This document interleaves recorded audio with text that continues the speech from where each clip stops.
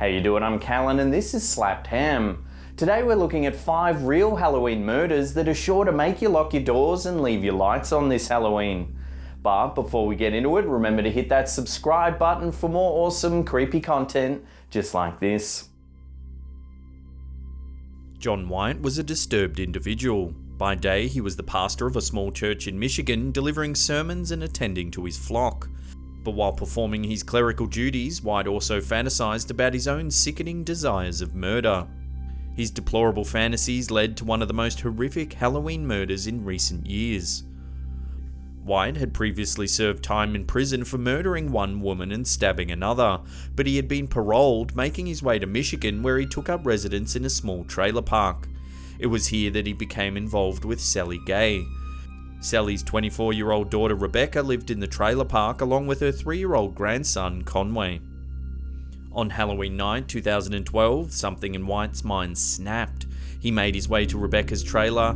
Rebecca had no reason to fear letting White into her home. The man was involved with her mother and he had even babysat her son. Besides, he was a pastor. Rebecca paid for her trust in White with her life. White struck the woman repeatedly with a mallet. The demented preacher then carried the body into the forest directly behind the trailer. When he returned to the trailer, White dressed Rebecca's son in his Halloween costume and then delivered the boy to his father's house. It was 20 hours before Rebecca's body was found. During the search, White asked his congregation to pray for Rebecca and her family. White eventually made a full confession to the police about the murder of Rebecca Gay. White was sentenced to 56 years and 3 months in prison after accepting a plea bargain that reduced the charge to second-degree murder. Shortly after his conviction, White committed suicide by hanging himself in his cell.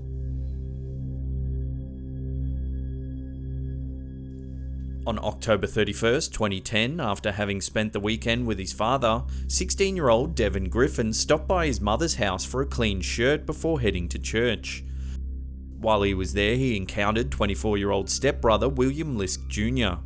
William was particularly upbeat, an attitude that struck Devin as rather odd, but he didn't think too much of it and made his way to church. When Devin returned home from church, he noticed that a strange silence hung over the house. Devin searched the house and discovered his family dead.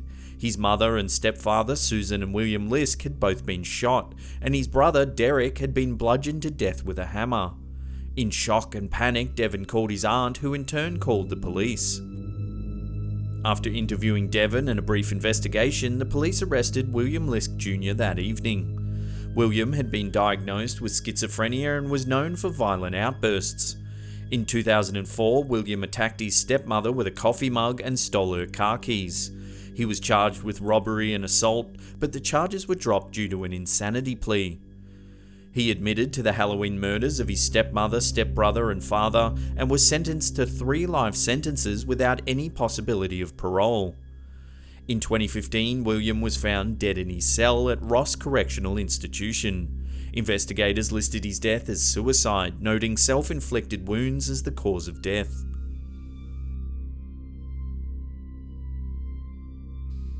On Halloween night, 1973, just like all other kids in the neighbourhood, 9-year-old Lisa French went trick-or-treating.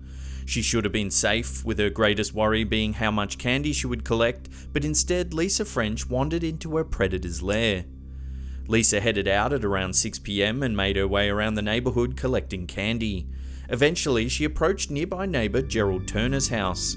When she reached the door, she found it open, so she entered the house. Once inside, Lisa was grabbed by Gerald Turner, who carried her to his bedroom where he strangled her. Turner then placed Lisa's body as well as her possessions in several garbage bags. A search party of approximately 1,500 people gathered to search for Lisa. Police conducted door-to-door inquiries in the hopes that a neighbour may have seen something that would lead them to Lisa's whereabouts. This is when investigators first encountered Gerald Turner. There was already a sexual assault case against Turner involving a babysitter. Turner gave the police details about what he had been up to on Halloween night, but the police weren't convinced, feeling that there were inconsistencies in his story, making him a definite person of interest. On November 4th, 1973, a farmer found a trash bag containing the body of a little girl on his property. The search for Lisa French was over. In March of 1974, Turner was again questioned, with more inconsistencies occurring about the events that took place on Halloween night 1973. Turner eventually agreed to provide the police with samples of a bedspread from his home as well as hair samples. After tests proved that fibre and hair samples provided by Turner matched those found on Lisa's body, he was asked to take a polygraph test, but the results were inconclusive. Turner then began to speak candidly with the police, suggesting that Lisa's death had been an accident. Turner was found guilty. He received a 38-year prison sentence for second-degree murder, immoral behaviour with a child, the enticement of a child for immoral purposes, and sexual perversion. He was granted parole in 1992.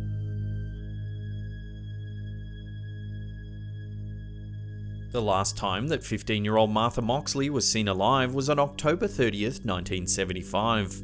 Martha had attended a Halloween party at the home of Rushton Skakel Sr., the brother-in-law of Robert F. Kennedy.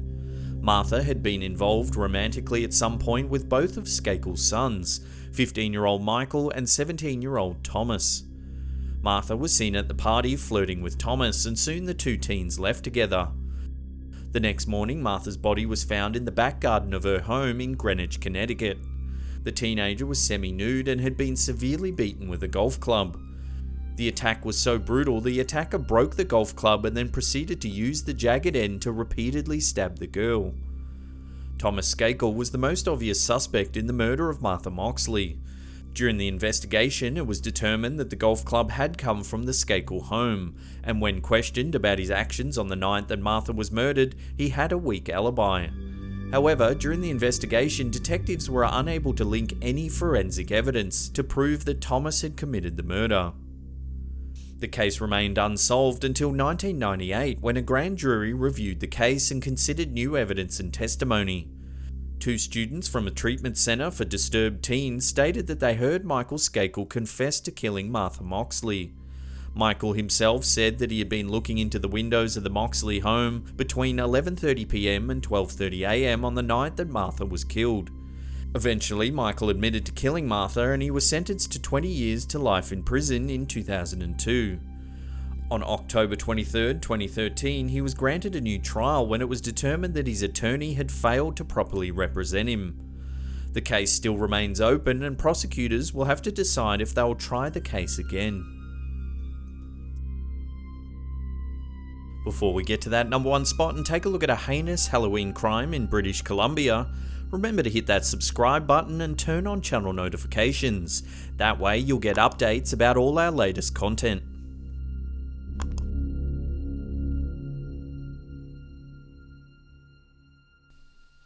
On Halloween night 2011, Taylor Van Diest of Armstrong, British Columbia dressed up as a zombie and left her home at around 6 p.m. to meet with some friends on their way to a Halloween party. Her route went along the railway track and eventually led her to an isolated area where she became uneasy. She sent a text message to a friend stating that she was being creeped, inferring that she was being followed. No one ever heard from Taylor ever again. She was later found brutally beaten with severe head injuries. Locals who lived in the area had heard screams, but because it was Halloween, they didn't give it any serious thought. She died at the hospital without ever regaining consciousness.